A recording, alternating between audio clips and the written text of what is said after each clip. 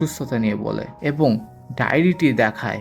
Kyoko হারুকির উপর রেগে যায় এবং বলে, সাকুরা আমাকে বলতে না পারলেও তুমি তো আমাকে বলতে পারতে।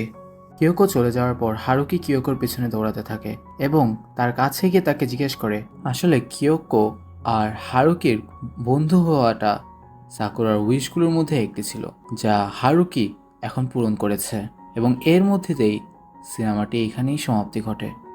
কিন্তু দাঁড়ান, সিনেমা এখনই পুরোপুরি শেষ হয়নি। একটি পোস্ট ক্রেডিট সিন এখনও রয়ে গেছে। পোস্ট ক্রেডিটে আমরা দেখি হারুকি আর কিয়োকো সাকুরার কবরের সামনে প্রে করছে। হারুকি এখন চেঞ্জ হয়ে গেছে। সে লোকজনের সাথে কথা বলতে পারে, সবার সাথে মিশতে পারে। এখন সে জানে জীবন কিভাবে উপভোগ করতে হয়। এরপর প্রে করা শেষ করে হারুকি সাকুরার কবরের কাছ থেকে চলে যেতে থাকে, যেখানে সে মুচকি মুচকি সাকুরার হাসির আওয়াজ শুনতে পায়।